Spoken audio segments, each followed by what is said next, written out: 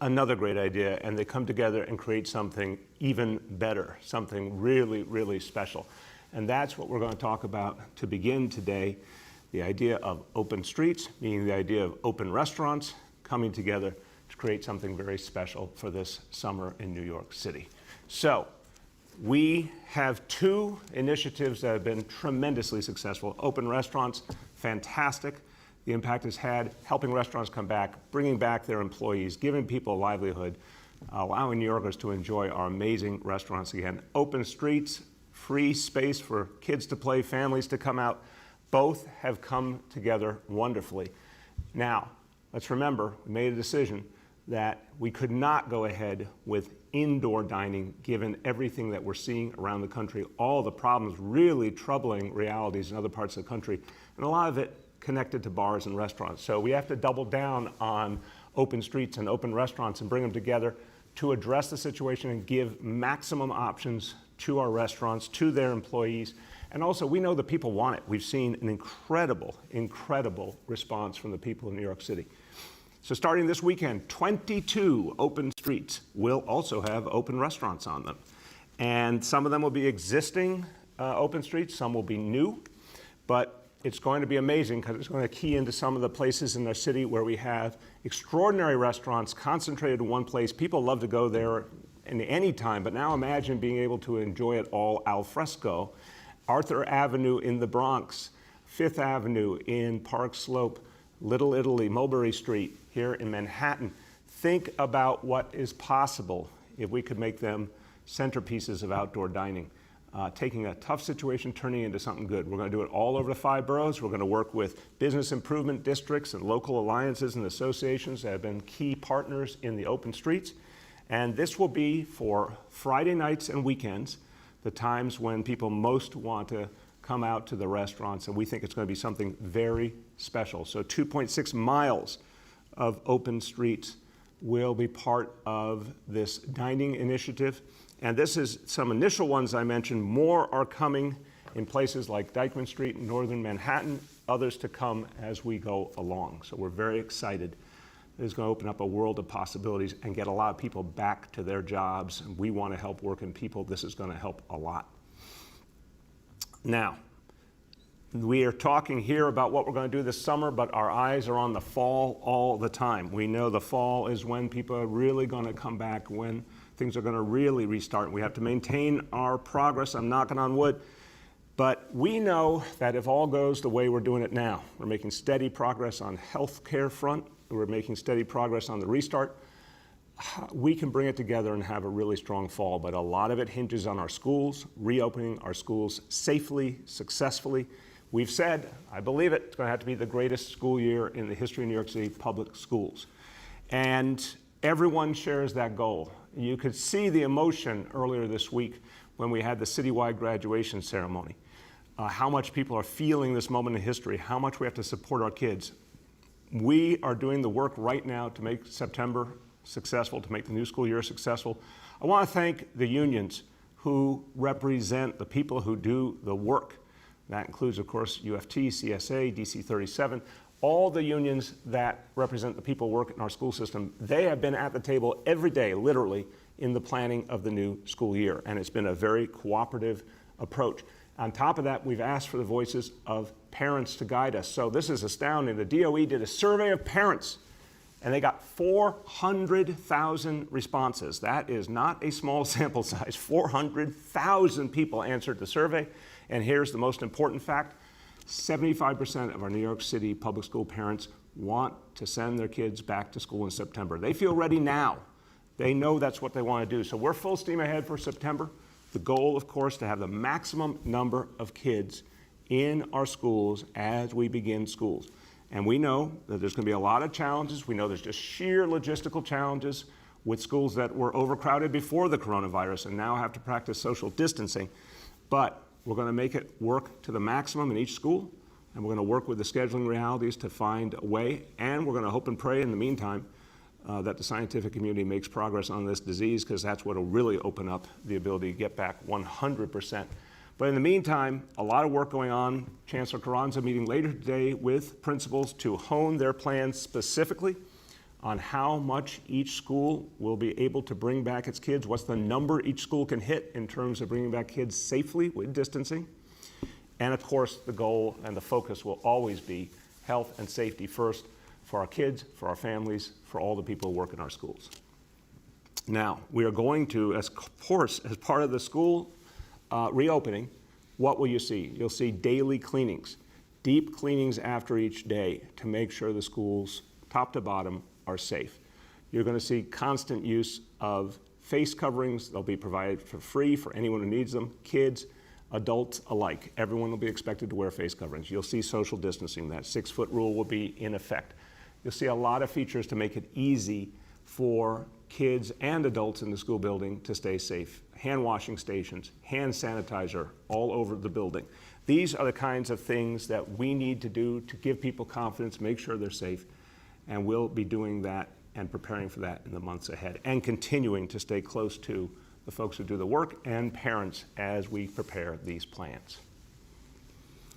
Okay, now I'm going to switch gears quickly and go to another topic that brings out a lot of passion in New Yorkers. Anybody who experiences this has a strong opinion about it. Yes, I'm talking about alternate side parking. So this week was the first week of a brand new approach in which we're only going to require folks, when alternate side parking is in effect, we're only going to require you to move your car once a week, no more twice a week, which has been the case in some neighborhoods. I think that's just unfair to everyone. It's going to be once a week from now on. Biggest change to alternate side parking in the last 2 decades. This week has been a cleanup week. We've overall seen the city has stayed pretty clean. A couple of times we've had to do a cleanup. We're doing it this week. And then we will suspend alternate side again the following week. So from Sunday, July 5th through Sunday, July 12th, alternate side parking will be suspended. And then we'll decide in the meantime if we need to pick it up again and when we need to pick it up again. Another important question for so many people when you think about how you get around the city, of course, is the Staten Island Ferry, lifeline for Staten Islanders. And more Staten Islanders are coming back to work. So we're seeing ridership up to almost 17,000 people daily this week. That's a major step up. We got to keep the ferry safe. We got to allow for social distancing. So we're bringing back more rush hour service. Starting on Monday, we'll go back to the pre-COVID rush hour service every 15 minutes at peak times during the morning and evening rush hour. So that starts on Monday, July 6th, and passengers will have the space they need to stay safe. Now, I want to talk about one of the really painful stories within the very overall painful story of the coronavirus crisis in the city. When the coronavirus started to be on the minds of New Yorkers, one community already started to feel the pain of this crisis before it manifested for so many of the others, so many of the rest of us. We saw discrimination and bias against the Asian American community very, very early on. It was unfair, it was horrible, it was destructive, it was painful for members of the Asian American community. And we had to fight it then, and we have to fight it now. We also know that a lot of the stores, the restaurants, the parts of the community that people depend on, they started to suffer. People weren't going to those stores and restaurants. They were suffering from discrimination early on in an economic way as well. This was especially true in Chinatown here in Manhattan. The virus, the onset of the virus, the discrimination, everything came together, and people were losing business and losing their livelihoods. And right in the middle of all that, the community lost its beating heart, a institution, a place that was a centerpiece for the community, 70 Mulberry Street, a building that means so much to the Chinatown community, that housed some of the great institutions of the community that had been around for so long and was a beacon to the community. A horrible fire crushed the feelings of people in that community. They saw something they loved literally burning to the ground. Well, it is important, it is vital that 70 Mulberry continue to be a part of the life of Chinatown. It is Chinatown's history, it's all our history as New Yorkers, so we have to find the right way to bring it back. And we have to listen to the people of the community as we do that.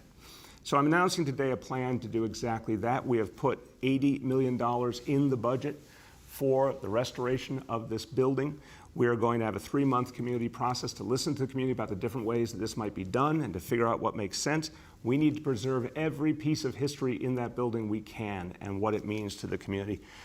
The elected officials, the community leaders, the nonprofit leaders have been united in wanting to find the smart way to bring this building back, and we will be with them every step of the way. And joining us now is a leader who has fought passionately to protect and preserve this building, and it's personal for her, not only as a leader of the Chinatown community, but because she literally went to elementary school in this very building when it was, at that time, PS 23. My pleasure to introduce Councilmember Margaret Chin. Thank you, Mayor. Yes, I went to school there in 1963 when I landed in New York City. And I thank you, Mayor. I still remember right after the fire, you came down to Chinatown with all the commissioners from DCAT, Department Building, and you promised that you will help the community rebuild this treasure. And the 5 nonprofit that's been providing services that let us know about our history, taking care of our senior, training jobs to people to help give them a better future. We're just so grateful that you kept that promise by providing funding and support for a robust community engagement. And we look forward to a brighter future, because what's going to happen is not just rebuilding for the 5 nonprofits that are there, but an opportunity to create more space for other nonprofits and cultural organizations. And it's going to continue to be a beacon in our community. And I thank you for keeping your promise. Thank you so much, Council Member. Thank you for all the hard work you've put in. I want to tell you, PS 23 did a good job with you. And thank you for all you do for the community, and we will get to a great plan to move forward together. Now, everyone, let's do what we do every day and go over our healthcare indicators. Indicator 1, daily number of people admitted to hospitals for suspected COVID-19. Threshold is 200. Today, it is 60 patients that are being reported. Indicator 2, daily number of people in health and hospitals ICUs. That threshold is 375. Today, 293 patients. And indicator number 3, people have tested positive citywide for COVID-19. Threshold 15% today. Once again, 2%. That appears to be our number. Let's keep it that way. That's a really good number. And again, that's because of your hard work. A few words in Spanish. Esta crisis nos ha llevado a encontrar nuevas ideas. Y así, combinamos las calles abiertas y los restaurantes al aire libre. Son una combinación perfecta. Y así, nuestros restaurantes podrán seguir abiertos durante el verano. Así, millones de personas podrán disfrutar de los mejores restaurantes del mundo de manera segura, mientras seguimos combatiendo al virus. With that, we turn to questions from the media, and please let me know the name and outlet of each journalist. We'll now begin our Q&A. As a reminder, we're also joined today by Chancellor Carranza, Commissioner Trottenberg, Commissioner Doris, and Senior Advisor Jay Varma. First question today goes to Melissa Russo from NBC. Commissioner Doris. Hi, good morning, Mr. Mayor. Good morning, Melissa. How you doing? I'm doing well, thank you. Mr. Mayor, what do you say to those who feel that to dedicate scarce city resources on a symbolic display? This is regarding the Black Lives Matter mural outside Trump Tower. Might not be the best use of precious city resources at this time. And separately, there's been a lot of confusion about when this mural was actually going to get started. First, we were told it was last night. Then this morning, we were told it was this morning. Now we're told it's being put off till next week. Can you explain the delay? Okay, so that's 2 different questions there, so let me cover each. The delay is simply logistics. It's going to happen soon. A couple of things we have to work through, and we will work through, and then we'll give you an announcement. I think it's going to be a very important moment for people in this city, because it is about affirming what Black people have achieved and accomplished and contributed to New York City and America, and that is something we cannot talk enough about. And that is a history that has not been told, and people's value has not been recognized. I was not shocked but troubled when President Trump tweeted that putting Black Lives Matter on Fifth Avenue would somehow denigrate the luxury, quote unquote, luxury of Fifth Avenue. And my response was that Black people built Fifth Avenue, built New York City, built America. They gave people the right to have that luxury. A lot of them did not get to participate in it or experience the fruits of their labors. So this is a small, small measure to show respect. There's much more we have to do, which is why we're going to, with our commission on racial justice and reconciliation, we're going to look at the big things we have to do, the structural and institutional racism we have to address, and the major investments we have to make and the changes we have to make as a result. But this is a small but important thing to do. And as to the cost, again, small cost, big impact. Let's send a message to New York City and America that Black lives truly matter, period. The next is Joe Anuda from Politico. Hi, Mr. Mayor. How you doing, Joe? Not too bad. I was curious if you could comment on the police commissioner said during an interview yesterday that the city council had given into mob rule with their budget. It was also your budget, and I think a lot of the NYPD cuts was, while they were conceived of by the council, OMB actually drew up all the plans. So I'm curious if you agree with him and if you could comment on what he said. Look, you're absolutely right. It was a budget achieved with both the mayoralty and the city council. You're right, OMB drew up the plans, working closely with the police department.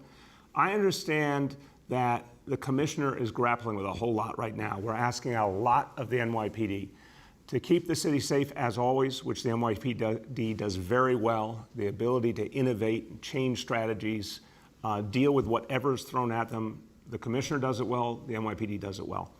We're asking a lot of them right now. We're asking them to do more with less. That is a true statement. And I understand that that is a challenge. But no, this was a process that was a thoughtful process, listening to the voices of the people, but also striking a balance, Joe, and I was clear about that. The vast majority of New Yorkers want safety. They want the NYPD to function well. They want the NYPD to be there when they call. They also want it to be a fair, just organization. They want respect from NYPD officers. They don't want to see any bias. And we are going to strike that balance, and I think this budget helps us do it. And another budget follow.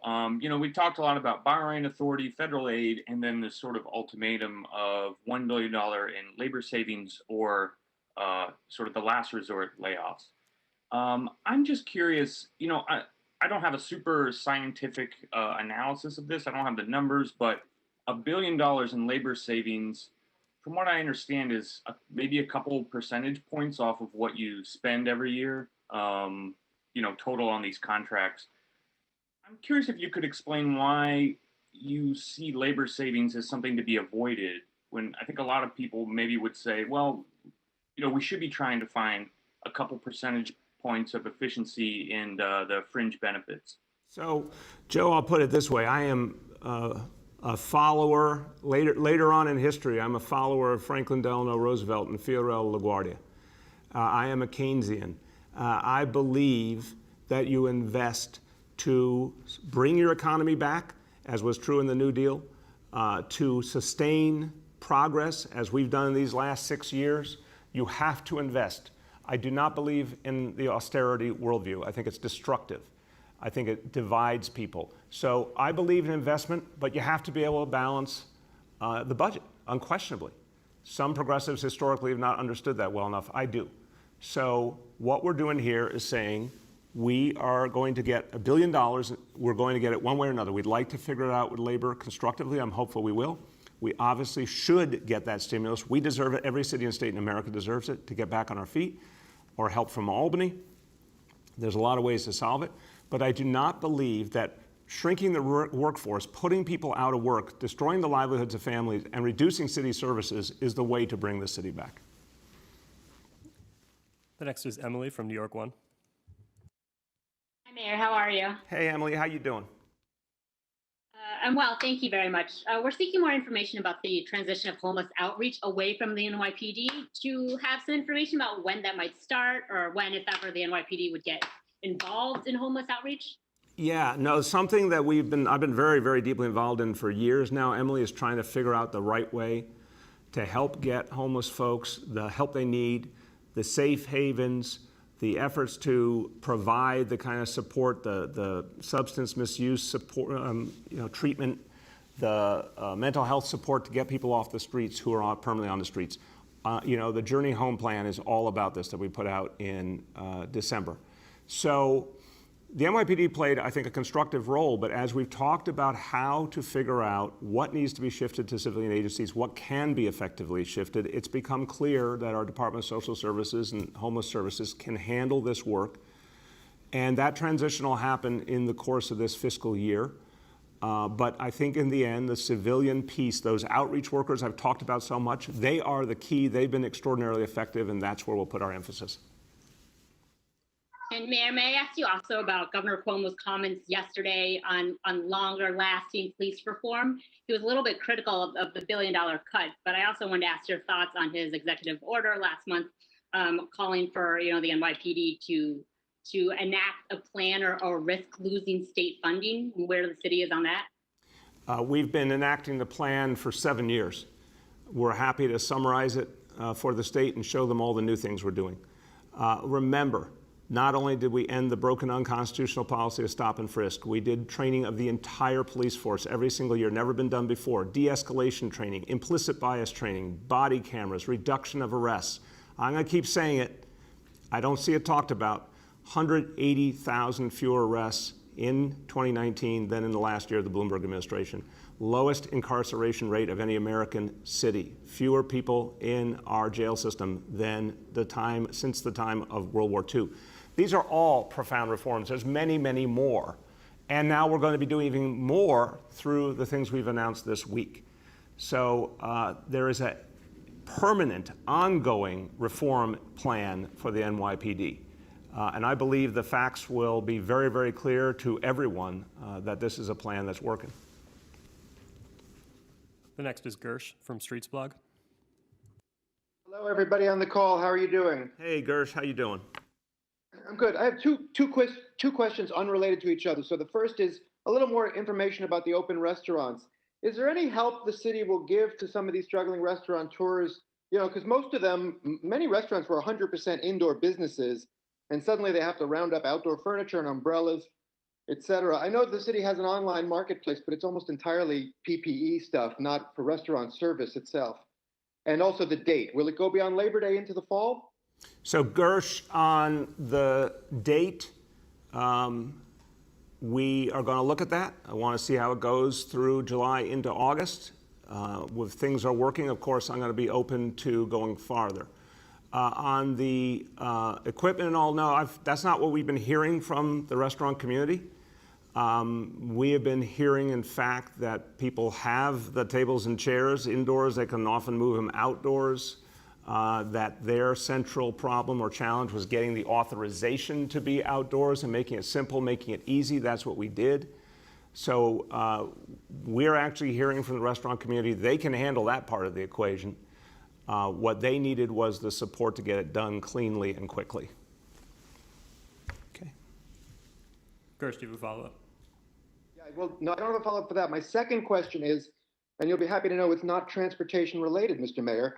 Ooh. On May 31st, you told reporters this, quote, "We need to make sure that anybody who should not be a police officer is not a police officer. We need that system to work and work better and work faster." So my question is, how many police officers have lost their jobs since that comment? Gersh, the point of that comment is what I fundamentally believe. This is an area where we have to do better, the NYPD has to do better. I think the vast majority of officers are in it for the right reason and do very difficult work the right way. I think there's a small number who should not be police officers, and that's true for every profession, doctors, lawyers, teachers, everybody.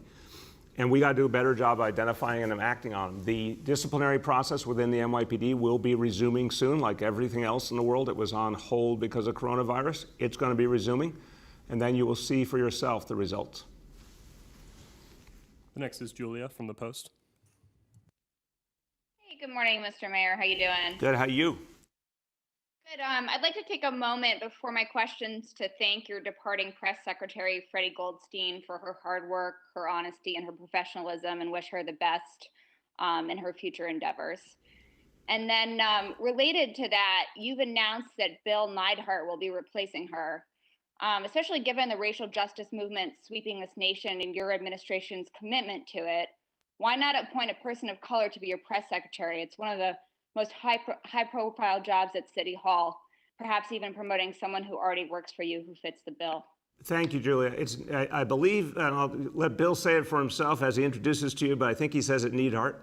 The issue here is, of course, to make sure that we keep going with this work we are doing right now and make sure we have someone who, because of their particular combination of experiences in a crisis wrapped in many other crises that we're experiencing now, is best suited to express everything that we're trying to do here and deal with all of the factors. And Bill's particular combination of experiences really allows us to do that. So this is a I'm very proud of this fact. This is the most diverse administration in the history of New York City by far. We have more than 50% of the senior roles in this administration held by women. That's been true the whole time. We have very, very strong representation from communities of color throughout the administration, and that continues to grow. But for this role, which I would say, and I'm going to praise Freddie later on, that this is one of the toughest jobs in public service. There's a particular thing you look for. Could come in any package, but in this particular case, I think he's the right person for the job. Okay, thank you. Then a separate question.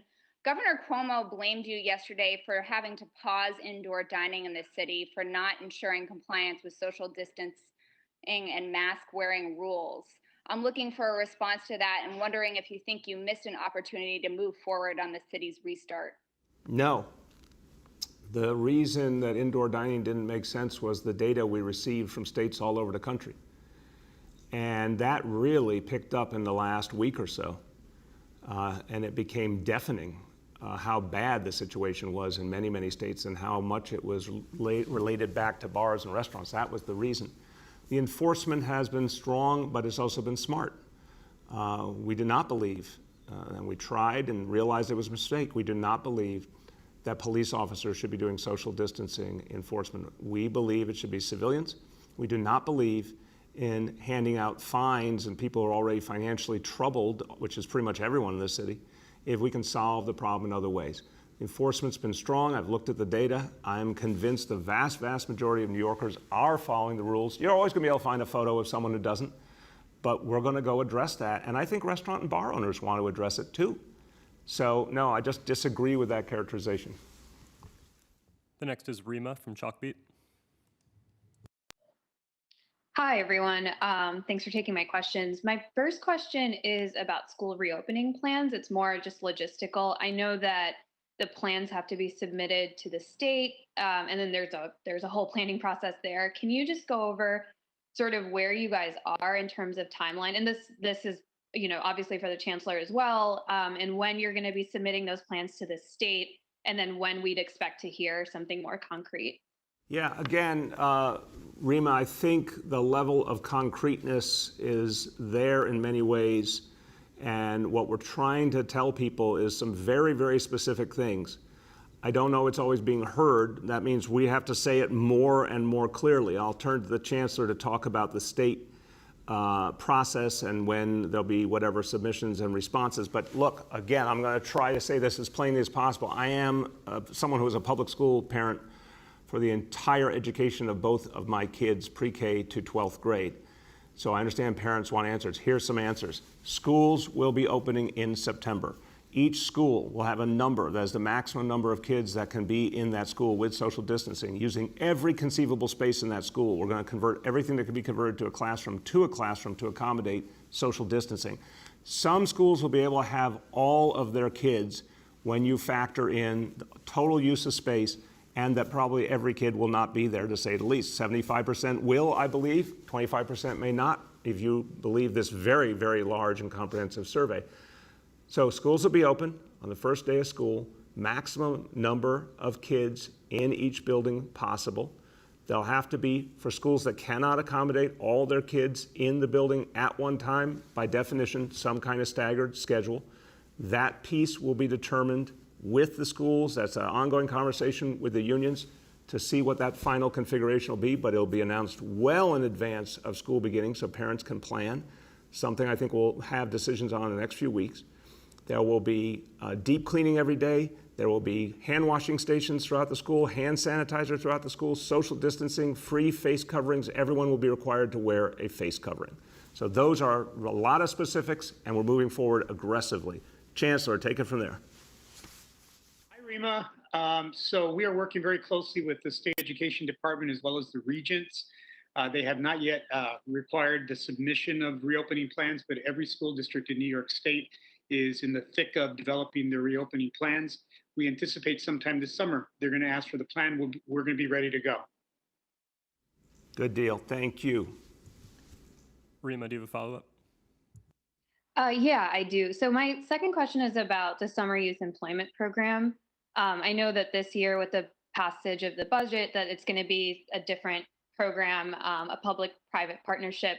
My question though is about why the city is including, there's this like $23 million in state TANF funds that are needed to roll out the plan that you all announced yesterday. But we don't know yet if that money is coming through. So I'm wondering why the city included that money in the final budget if it's not clear whether that money's going to come through for sure or not. Rima, we'll have our OMB folks follow up with you. I think we do believe that money's coming through. So I have not heard anyone in the meetings I've been in that discussed this suggest it's not. So we'll get an answer to you, but at this moment, I do believe it's coming. We have time for two more today. The next is Yoav from the city. Hi, Mr. Mayor. I just want to follow up on something you said today. It sounded like you said the NYPD internal disciplinary process is on hold at the moment because of the coronavirus. I know CCRB's process was delayed until they figured out how to do something online.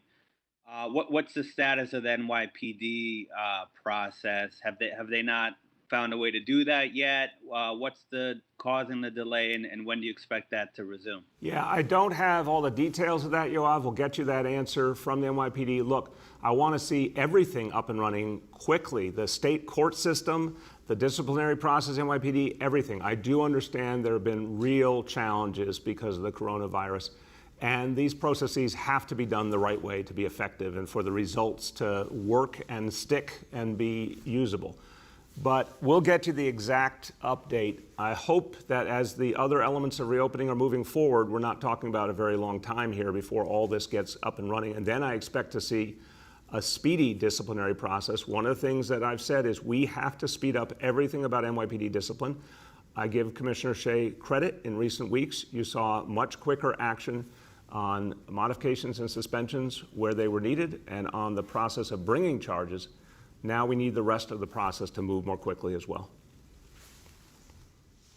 Thank you. On another issue on the budget, I know that for now that the city managed to avoid any layoffs to municipal workers, but do you have a sense for how many human service workers, the folks at nonprofits who are contracted essentially to do city work but don't work for the city, do you know how many of them could potentially be laid off by this budget? I'm hearing figures that could be in the thousands. Yeah, that's a very good question, Yoav. I don't have an exact figure. We'll get that from OMB today, or at least a projection. I'm worried about that. I mean, as we have had to make really tough budget decisions, of course it's hurting. It's hurting our city workforce. It's hurting our nonprofit workforce. We're in a pandemic, a massive economic crisis, a massive fiscal crisis. It's not business as usual. So we'll get you an estimate, but I'm very worried about that. And that's another reason why we need stimulus and or borrowing help so we can keep addressing this and stop it from getting worse. But I want to remind you that city headcount now is down about 6,000 people already compared to the budget we passed last June. The changes you've seen in the NYPD, but other agencies as well. So city headcount is going down. If we don't get the federal support or the state help, if we can't find those labor savings, another 22,000 city workers could end up losing their job, which I want to do everything I can to avert. But I'm also worried about a growing impact on the nonprofit sector, and hope and pray we can get the support to avert that. Last question for today goes to Jillian from WBAI. Hi, Mr. Mayor. How are you doing? Good, Jillian. How are you? I'm well, thank you. I'd like to echo the sentiment about Freddie, by the way. All right. So the question I'm about to ask was not originally my first question for today, but something came up in this briefing, so here goes. It's good news about 80 Mulberry Street, but if the city doesn't do anything to protect the area from gentrification like zoning restrictions, won't saving one building be an empty gesture if there's widespread residential and commercial displacement? I think there's a little bit of apples and oranges there. I do understand the question. I appreciate the question. I mean, look, this building is supremely important to people of the community, and we have to find a way to preserve it. And I think there's a very, very deep-seated community there, people who have been there a long time and are going to be there a long time. I do think gentrification is a profoundly important issue in New York City. I think we found some of the ways to address it, but not enough, and we have to keep working at it. Some ways, in some places, rezonings are an answer. Other places, bluntly, I don't know if they are. I also think that with the impact of the pandemic and the economic crisis, I'm not sure you're not going to see some changes in gentrification in the coming years and some reductions of the impact. But look, I will always look at a rezoning proposal. I care about that community. I want to protect that community. If there's a proposal that can achieve actual balance, that's something I'd always be interested in. Okay, so now I'm going to change my other question to a follow-up on this. So you're talking about rezonings, but all of your rezonings have been upzonings, and we're talking about a downzoning, essentially. That's what the Chinatown Working Group was trying to put forth over the last several years. And I don't know if you have any intentions of doing anything like that. What I have felt up to now, and Jillian, again, whole different moment in history. I mean, we're going through a massive transformation as we speak. And I don't think we've all begun to even think about what it means. Again, this is like going through the Great Depression or the pandemic of the Spanish flu after World War I, but we're doing them simultaneously with a 1970s fiscal crisis thrown in. I mean, we're in the middle of a massive, painful, but transformative moment. I don't know what the future is going to look like. We're going to work to try and figure that out best. I don't think the gentrification patterns are going to be the same. But what we have focused on is building affordable housing. We've done rezonings with the goal of maximizing affordable housing because I believe ideologically that that is the way to protect the balance of this city, to make sure that working people can live here, to make sure it's a city for everyone. The free market, I always say, the free market had free reign in Bushwick, in Bed-Stuy, and a lot of other places, and really massive displacement occurred. Where we've been doing rezonings, we're able to strike a balance and ensure that affordable housing will be part of the future for the community as well. In some places, we have put some restrictions in place for sure. So it's not like it's only been one way. In some places, we have said this is a limit to growth that has to happen for sure.